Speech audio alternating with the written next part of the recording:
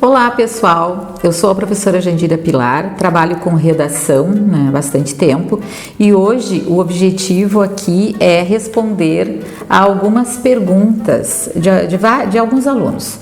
Na verdade assim, sabe aquela perguntinha que o aluno quer fazer, que ele deseja fazer, mas muitas vezes em sala de aula ele não quer, não tem coragem, não quer se expor muito, Então, o aluno pode fazer por aqui. E aí nós organizamos de uma forma que eles fazem as perguntas que eles quiserem, depois o meu pessoal seleciona e me passa, e então eu procuro responder para eles e a intenção é essa.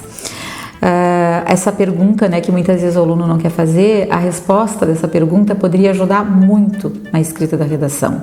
Então, é importante que você pergunte tudo mesmo, O aluno não é obrigado a saber tudo sobre a redação, e às vezes ele está recomeçando esse trabalho de escrita e às vezes aquela dúvida que parece bem boba, ela é bem importante. Como é que nós organizamos? O pessoal detalhou ali algumas perguntas, enumerou algumas coisas e eu vou pegando assim aleatoriamente e vou tentando responder então na medida que eu conseguir dar o retorno como o aluno quer. Essa pergunta aqui é até engraçada, Ela diz assim: como impressionar o corretor do Enem?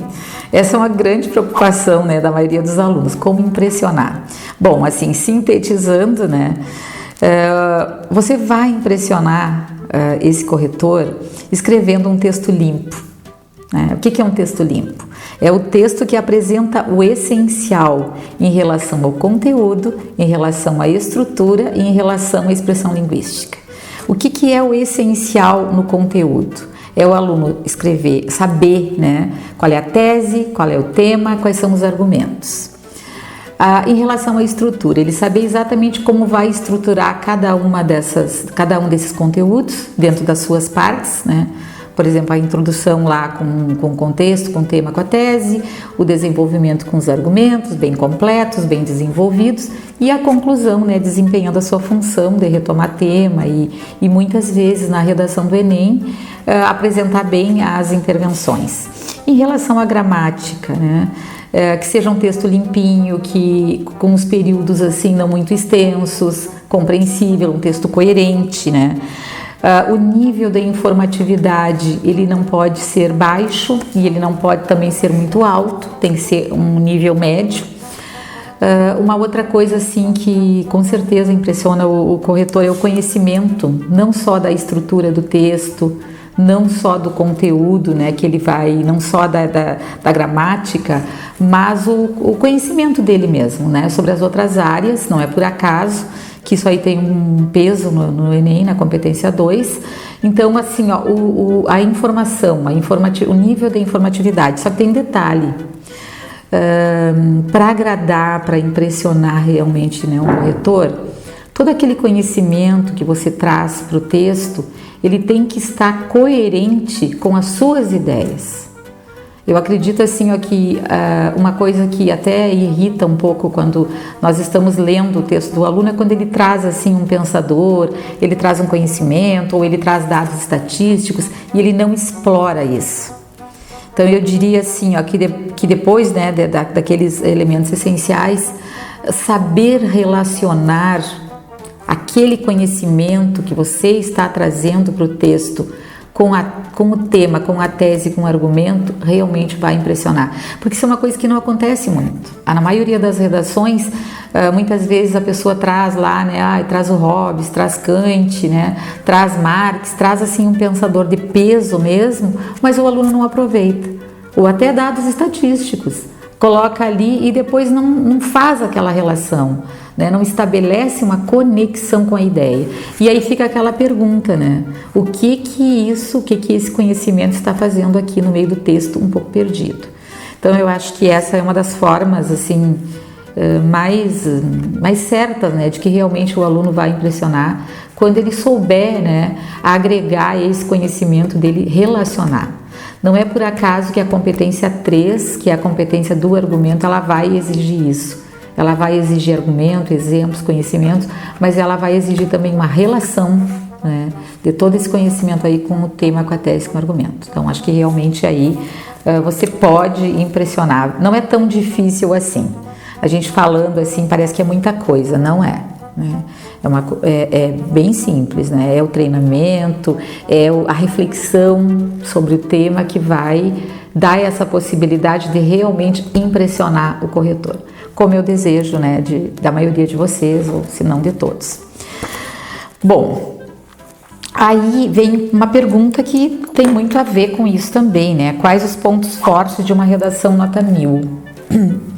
Bem, quando eu estou dando aula, né, ou corrigindo muitas redações, ou até discutindo redações com alunos, muitas vezes textos, né, que nós levamos para a sala de aula para discutir, eu sempre classifico as redações em 2 grupos. Aquele texto que não concorre e aquele texto que concorre, que é um concorrente forte.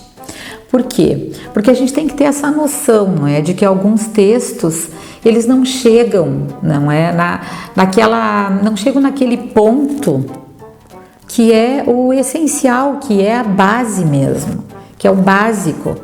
O que é esse ponto básico?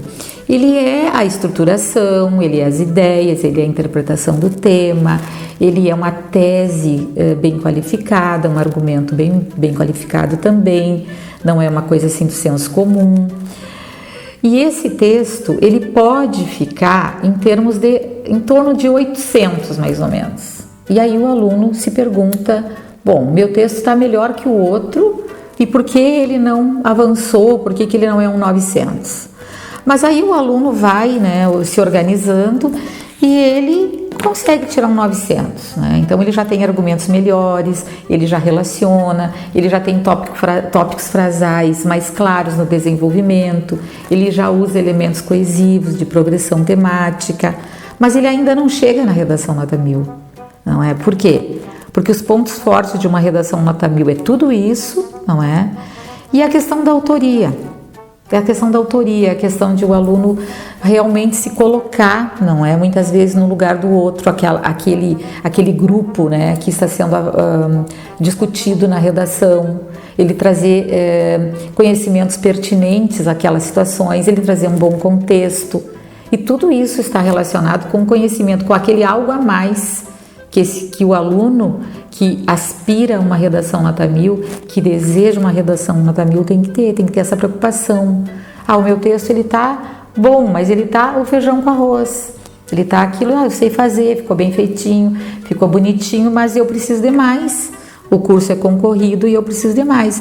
Então, os pontos fortes da redação nota 1000 é realmente a questão da autoria, né? Como conseguir a autoria? Aí tem todo um trabalho para se fazer. Tem toda uma leitura, né, do seu professor, de poder apontar, de dizer assim, não, o texto está bom, ele está bem estruturadinho, mas falta algo aqui. Não é? Aí entra a questão do leitor, né? Na verdade, assim, nós substituímos a banca quando nós estamos trabalhando com os alunos, porque nós podemos dizer, olha, o texto está bom, mas ele ainda não é aquele concorrente que preocupa o outro. Ele é um texto que pode acontecer dele sair tirar uma nota 940, 920 ou não. Então, tem que ter segurança também em relação a esse sentido, né, em relação a essa questão. Então, os pontos fortes seria mais forte, digamos, né, num grau assim de aprimoramento do texto mesmo, seria a questão autoral, né? É aquele aluno que vai discorrer sobre qualquer tema.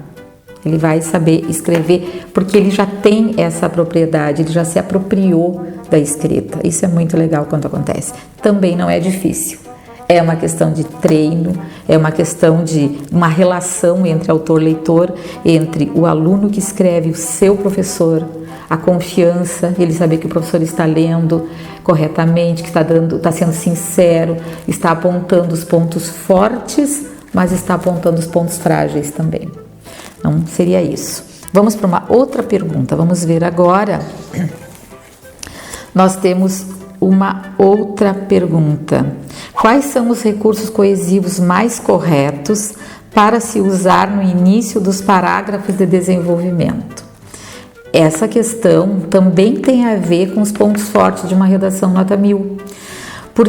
Porque não são quaisquer elementos coesivos. Eu não posso pegar assim, primeiramente, em primeiro plano, em segundo plano e jogar em qualquer redação, não é? Eu tenho que primeiro ver qual é o tema, qual é a minha tese, ver se a minha tese é realmente forte, se ela é uma tese que realmente é um posicionamento forte, porque às vezes as teses são muito comuns. Eu tenho que pensar nos meus argumentos, não é? E depois eu tenho que pensar como os 2 parágrafos de desenvolvimento se relacionam para provar, para discutir aquele tema, para provar a minha tese, para que o texto tenha progressão temática, para que o texto tenha unidade. Então, até na escolha da tese, dos argumentos, quando eu faço isso, quando você faz isso, você está pensando numa redação que realmente concorre e você está pensando também quais os recursos coesivos que vai usar.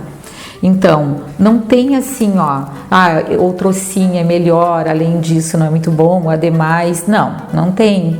O que tem é a relação entre os parágrafos de desenvolvimento, se é uma relação de soma, se o primeiro parágrafo do desenvolvimento é mais forte ou mais, digamos assim, mais simples do que o terceiro parágrafo, do que o segundo de desenvolvimento. Como que eles se relacionam? Às vezes o aluno coloca tal coisa, mas não menos importante. Só que daí aquilo não tem importância nenhuma, não tem um nivelamento no texto. Então eu diria assim, que é bom que o terceiro parágrafo, o segundo do desenvolvimento, eles tenham esse peso, ele se agregue ao segundo parágrafo, o primeiro do desenvolvimento, ele se agregue para que juntos eles possam formar então essa estrutura argumentativa que vai defender a tese. E para isso a gente pode usar vários tipos de elementos coesivos.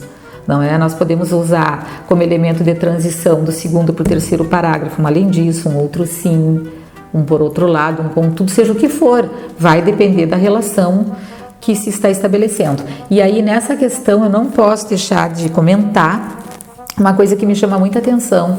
O aluno muitas vezes ele quer trabalhar causas e consequências, né? Então o segundo parágrafo do texto é causas, o terceiro parágrafo é consequências, mas ele não usa um conector, um elemento coesivo que indique consequência. Ele usa um além disso. Não pode. Aí é que está. Então eu não posso dizer quais são eles. Eu posso dizer que você vai ter que decidir, né? Você vai ter que saber quais os elementos coesivos responsáveis por essa relação entre os parágrafos de desenvolvimento e não só entre os parágrafos, né? Nós temos elementos coesivos entre as orações, entre os períodos, enfim, né? O texto ele tem muitos elementos coesivos, porque o texto é uma unidade, o texto é um tecido, a redação ela vai se articulando, então cuidar também dentro do próprio parágrafo, né, os elementos que está usando. E aí eu não posso também deixar de responder essa pergunta, quais são os recursos coesivos mais corretos para se usar no texto em si. Também tem a questão da palavra-chave do tema, né, que muitas vezes o aluno não quer repetir, e aí ele acaba assim, meio que explodindo o sentido do texto, porque ele não quer usar uma palavra que naquele lugar é necessária. Então, pessoal, essas foram as dúvidas de hoje. Você tem alguma dúvida? Muitas dúvidas? Pode mandar para nós, seja pelo site, pelo canal, onde você quiser, até pelo correio se quiser. Chega direitinho e eu respondo em tempo, certo? Um beijo grande para vocês.